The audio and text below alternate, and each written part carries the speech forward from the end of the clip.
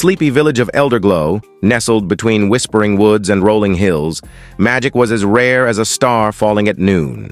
The villagers lived simple lives, toiling under the sun, their dreams tucked away like forgotten trinkets in a dusty attic.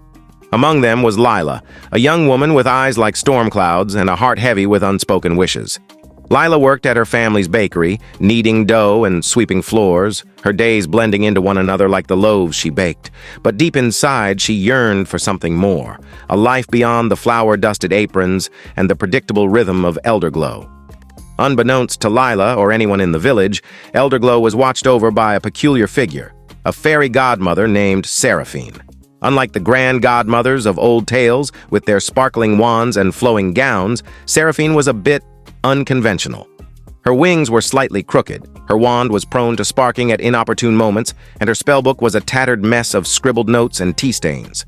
Yet her heart was as bright as a midsummer moon, and her magic, though clumsy, was fueled by an unshakable belief in the power of dreams.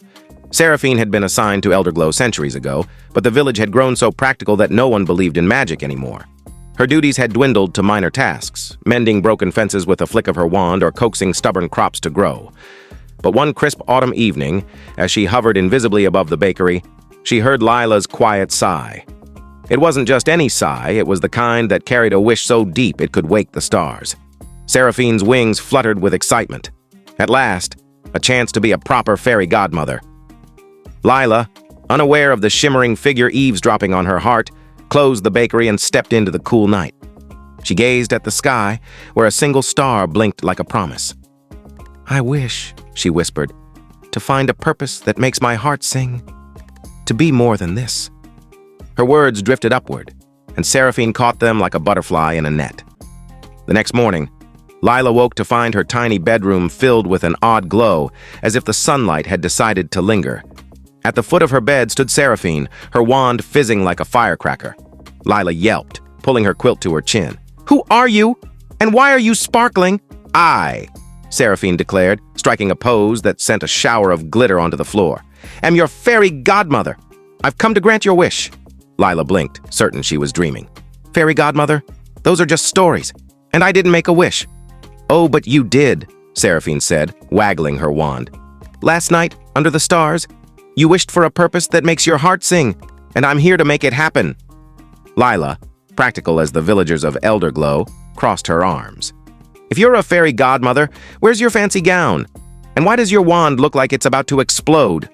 Seraphine glanced at her patched cloak and the wand, which was indeed emitting tiny sparks. "Details, dear. Magic isn't about perfection. It's about possibility. Now let's get to work on that wish of yours." Despite her skepticism, Lila felt a flicker of curiosity. She'd spent so long burying her dreams that the idea of someone believing in them, even a quirky stranger with a faulty wand, felt like a warm ember in her chest. "Fine," she said cautiously. "But how do you grant a wish like that? I don't even know what my purpose is." Seraphine grinned, her eyes twinkling like fireflies. "That's the fun part. We'll figure it out together. But first, we need to shake things up a bit." She waved her wand, and with a pop, Lila's plain work dress transformed into a flowing gown of silver and blue, shimmering like a river under moonlight. Lila gasped, twirling despite herself. "This is beautiful. But I can't wear this to the bakery." "Oh, we're not going to the bakery today," Seraphine said mischievously. "We're going on an adventure." Before Lila could protest, Seraphine grabbed her hand, and with a swirl of sparkles, they vanished from the bedroom. They reappeared in a bustling market square, but not the one in Elderglow.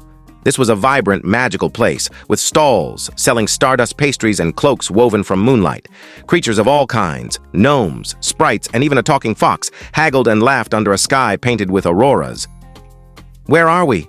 Lila asked, her voice barely a whisper. "The Market of Whims," Seraphine said proudly. "The best place to find inspiration for a wish. Each stall holds a possibility, a talent, a passion, a path. Pick one, and we'll see if it makes your heart sing." Lila wandered through the market, her senses overwhelmed. At one stall, a bard offered her a lute, promising she could weave songs that moved mountains. At another, a painter handed her a brush that danced across canvas, creating landscapes that breathed. A healer showed her herbs that glowed with healing light, and a storyteller spun tales that made the air shimmer with visions. Each possibility was dazzling, but none felt quite right. Lila's heart remained quiet, like a bird waiting for the right breeze. Seraphine, undeterred, led her to a small, unassuming stall at the market's edge. An old woman sat there, her hands weaving threads of light into delicate patterns. "Try this," she said, handing Lila a needle that hummed softly. "Weave your own story." Lila hesitated, then took the needle. As she touched it, the threads glowed brighter, twisting into shapes that mirrored her thoughts: a loaf of bread, a starry sky, a village alive with laughter. The more she wove, the more she felt a spark within her, like a melody she'd forgotten. "This feels different," she admitted. Seraphine clapped her hands. "That's it. Weaving isn't just thread, it's creation, connection, bringing beauty to life.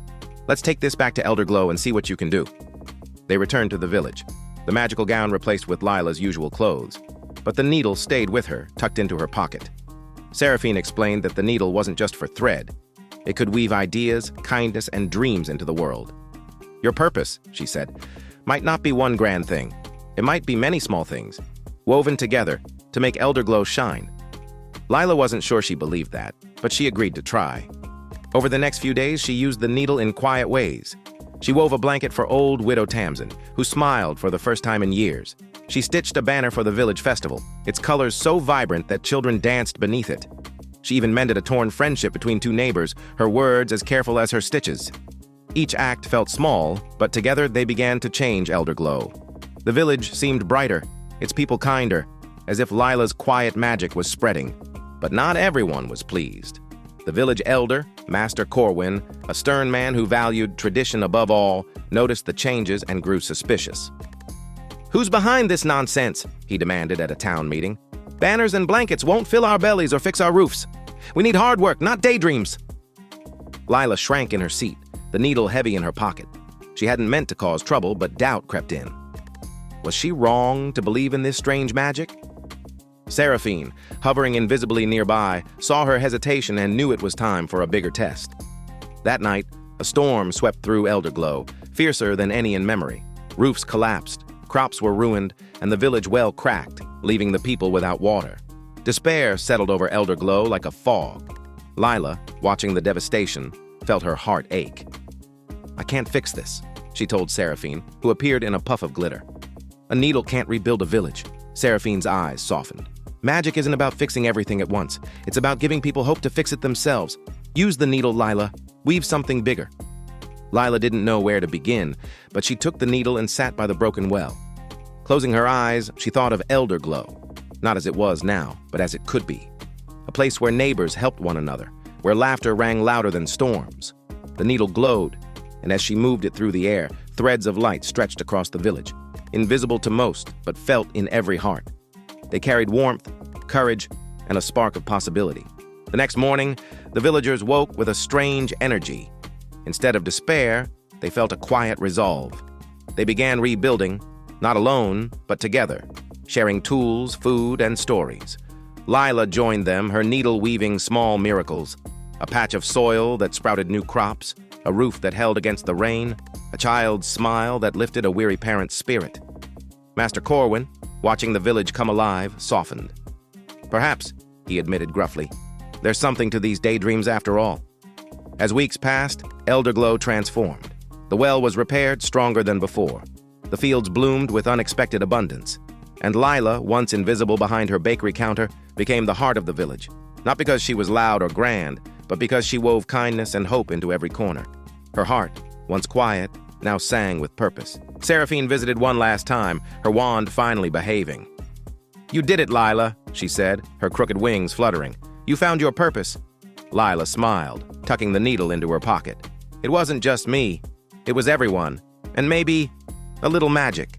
Seraphine laughed, a sound like bells. "That's the secret, dear. Magic is just love with a bit of sparkle. Keep weaving." With a wink, she vanished, leaving only a trail of glitter that faded into the dawn. Years later, Elderglow was known far and wide as a place where dreams didn't just live in stories. They thrived. And Lila, now a weaver of both thread and hope, never forgot the quirky godmother who showed her that even the smallest wish could change the world.